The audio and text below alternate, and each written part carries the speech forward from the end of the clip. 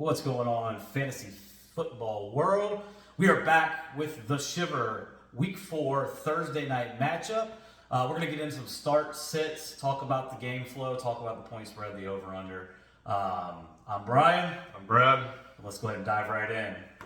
So our Thursday night game this week is going to put the 3-0 Miami Dolphins against the 1-2 Cincinnati Bengals, with the Bengals being a 3.5 home favorite and an over/under sitting at 48 points. Yeah, that spread's kind of crazy. So the Dolphins just knocked off the Bills on the road to Cincinnati, and now they're underdog. That was our pick of the week last week, was the Dolphins to cover against the Bills. The outright win was just a bonus. So the 3-0 Dolphins are a surprise this year. I don't think a lot of people saw that coming when we talked about where we'd see this matchup. If you said one of these teams would be 3-0, I'd probably say it would be the Bengals. So a little bit of an opposite end of the spectrum on the trending that way. All right, so we're going to go over it real quick.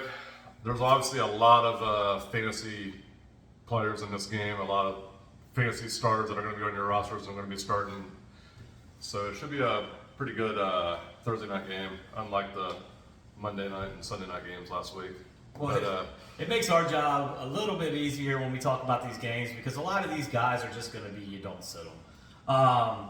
We were talking about the wide receivers in this game. We're going to get to them in a minute, but there's a lot of obvious starts here. I actually do want to start with the quarterbacks, though. So we've got Tua Tagovailoa for the Miami Dolphins coming in. Tua has been good this year. He's really one of those guys that's broken out. Now he's going to be going up against the Bengals team that's been pretty stout defensively against the pass. They're actually ranked third in points giving up to opposing quarterbacks. Are you worried about Tua's injury? I might be a little bit. I know he's expected to play. That was released earlier today, so he is expected to play. Again, the Bengals have a very, very good defense. I know it's kind of like low-key right now, but they're only averaging 10.55 points per game to opposing quarterbacks. So I know they haven't faced, Tua, Waddle, Hill, players like that. I think they've faced against Cooper Rush, Flacco, and who was the third one? It was the Bears. The Bears. No, it was the Steelers. It was Trubisky. So yeah, they faced Cooper Rush, Trubisky, Flacco. So you said bad quarterbacks. We started naming all the teams with bad quarterbacks, but they've definitely played three of them. So they haven't really faced a quarterback or an offense as good as Miami's. So I still don't think Miami's going to go crazy. They're definitely Waddle, Hill. You don't sit them guys. I mean, they're obviously can break out. They can get a big play. Tua, on the other hand, I'm not sure. If you have a better option at quarterback, I think I'd go with the better option. So it just depends on what your roster looks like. But I don't like Tua, but I tell you what, I love Joe Burrow. Joe Burrow in this game is going to have a good one. Yeah, I agree with on the Tua aspect of it. I do think that he is going to be a guy that, unless you're in an emergency situation, you really don't want to start this week. Coming off that injury, they say it's a back injury. I'm not calling anyone a liar, but that's not a back injury. We watched it again this morning, over and over again. In no way, shape, or form do you hurt your back and you wobble around like a wounded deer. So for me, I don't know how ready he is to be back. If he's starting, we got to judge it off that. I'm going to say that I'm going to avoid him if possible. When you talk about Joe Burrow, we're looking at a Miami pass defense that is bad. They've given up 26 points to opposing quarterbacks per game, and that is in a non-PPR format. That's also a lower-end scoring. So with the quarterbacks, we're not talking like a higher-end scoring league. So it's probably been more in your league, but 26 is the base. So Joe Burrow started off real slow. Didn't like him in the Pittsburgh game, 4 interceptions, got hit a lot. Didn't look great against Dallas either. He also went out there, took a lot of hits that game. But we're talking two good defenses in those matchups. And against the Jets, he woke up, had him with Joe Burrow kind of day, looked more effective, more crisp. Still got hit a little bit, but at the end of the day, I think Joe Burrow is trending upwards.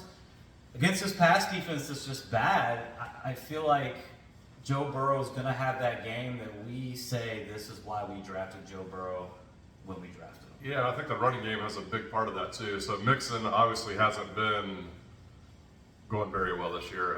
Even the first week, he did score well in fantasy, but I think he had like 9 catches, so it was all in the receiving part of the game. But as far as running the ball, the running game has been poor, and I think this is the game that running game gets right.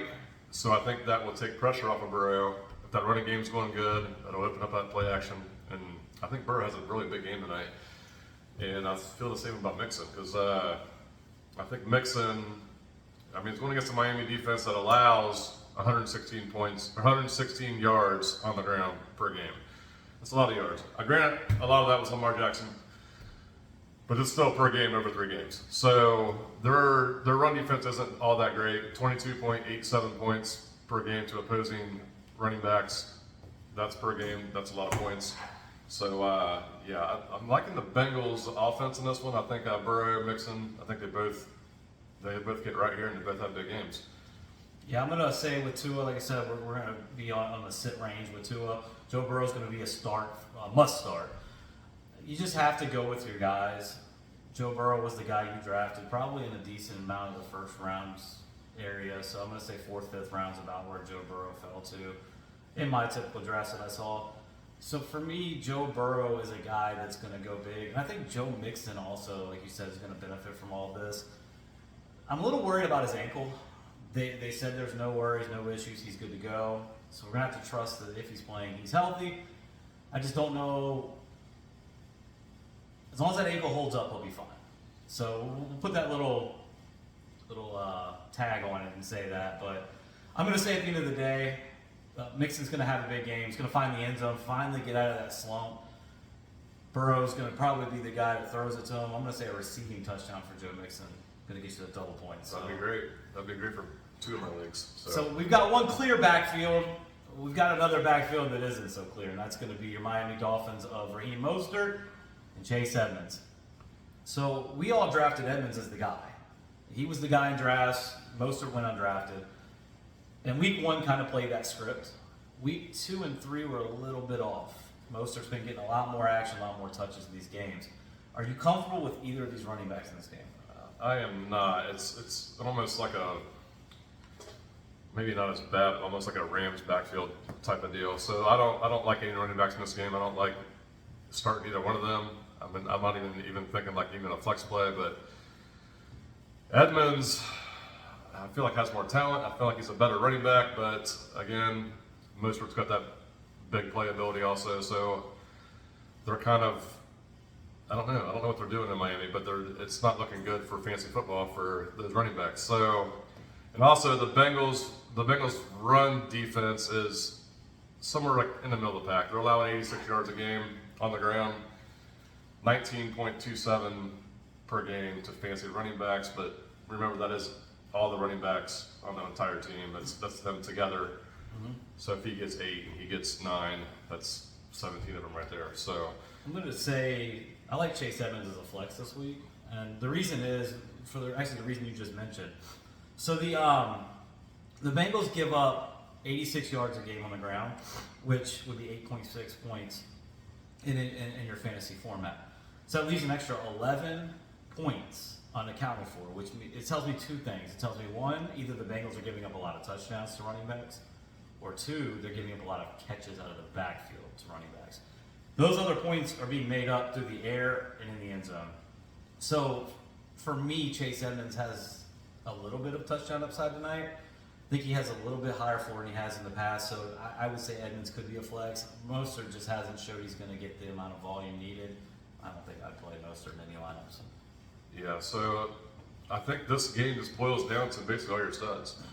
I mean, you're putting Burrow in, you're putting Tua's iffy, unless you really don't have another option. I mean, if you got Tua and Russell Wilson as your quarterbacks, you're probably in a predicament this week. I think maybe you start Tua over Wilson.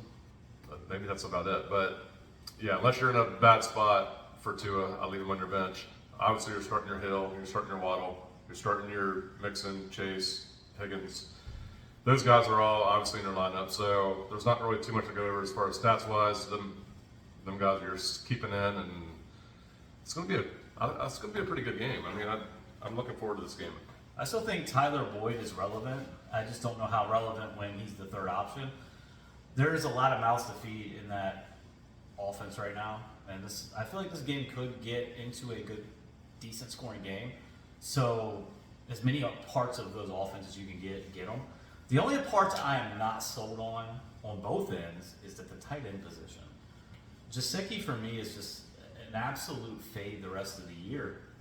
I just don't think he's proven in this offense he's going to get the amount of attention from Tua that he would need to be relevant on your fantasy team. There's too many options out there. We mentioned one in our pickup waiver wire with Tyler Conklin. There's just so many options at tight end to stream rather than be stuck with that.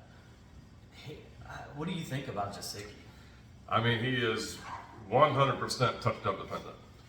So he's a huge target. Like I think we've mentioned this before. He's like 6'6". He's a huge target, but his receptions, his volume, it's not there. So, like I said, touchdown dependent. He can be 3 catches, 14 yards, 2 touchdowns, but he's got to have them touchdowns for him to produce for you. And if that's what you're relying on, it's probably not good. So, right. Yeah, I'm thinking I'm keeping him stashed away somewhere. Maybe that turns around, but. Yeah, I don't like any of the tight ends in this game. Hayden Hurst has been a plug-and-play option for some people, and he could be tonight. With Hayden Hurst, though, like I said, with this offense, there's just so many options. It's hard to predict where his production is going to come from. If he's your guy streaming, I mean, I wouldn't go out of my way to change him out unless there's a way better option available. But for Hayden Hurst, I'm not rushing to get in my lineup either, so I expect a mediocre game from him, maybe a 3 to 4 catch, 39 yards kind of game. So that's kind of the line I would expect in his direction. Yep. So I think that about covers all the fantasy parts of the game. Let's move on to the game itself. Let's talk spread and let's talk over/under. For entertainment purposes only. We're just doing this for fun. We're actually keeping track of this to see from this week on to see kind of how we rank against each other and kind of give you an idea of how accurate we have been. So if you are entertained by what we're saying, you can turn that into more entertaining. Like last week, we nailed a lot of games. We hit picked a lot of spreads, nailed a lot of games, under overs. I think we were in like the 75% range. I'll gladly get on here and admit to you guys when we mess up and completely miss, because everybody does. But when we hit, we're gonna rub that in too. So if you didn't get into our picks last week with the Sunday night game. The Monday night game, we had the Broncos as a winner, missed the score by a little bit, but nobody saw 10 to 11. Cowboys game, we pretty much called that one right on, missed that one by 3 points, said 23 to 13, 23-16. These are games that we also called the Dolphins. That was our pick of the week, right? Right. So we're not just we are doing this for fun, but we kind of do know a little bit about it. It's kind of why we want to do it and see how we stack up. So let's get into this one. This game's kicking off. I think it kicked off at a 4.5 spread for the Bengals. Has dropped to 3.5 at home. What do you like about that line? Well, like I said, I don't think it's weird the Dolphins just beat the Bills and they're coming to Cincinnati being an underdog. But the Bengals are at home, and I think this is one of the games where they kind of get right. I still got to go the Dolphins.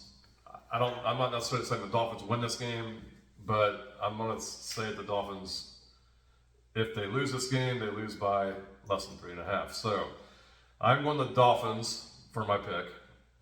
Again, not saying they win outright, but I think they cover the 3.5. Okay, I'm gonna actually lean the same way in this one.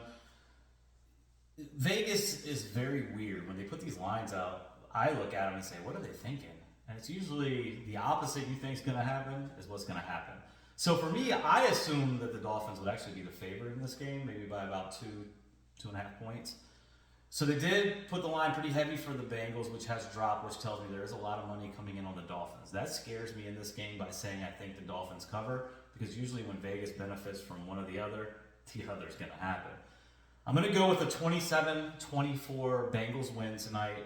I think that the offense eventually just becomes too much. I think Miami keeps this. It's going to be a competitive game throughout. It never gets over 10 points on either side. So I'm going to go over, and I'm going to go the Dolphins plus 3.5. And we agree on both. So that's the picks. Dolphins in the over. We're going to go with that. And then other than that, I think we're done for this one. So we will see you soon with Sunday picks. Don't miss that one. We're going to run through every game. We're going to talk at each position. We're going to talk about start sits, all the fun stuff. Please like, subscribe. Find us on Facebook. We are the Shiver Fantasy Football Insight. We'll actually be posting most of our picks that we're most confident in onto our Facebook. And once again, this is just for entertainment purposes on the point spreads and stuff. That's more for fun on our end. So don't take us too seriously. But that's pretty much it for today's video. I'm Brian. I'm Brad. We are out. See you next time. Go Commanders.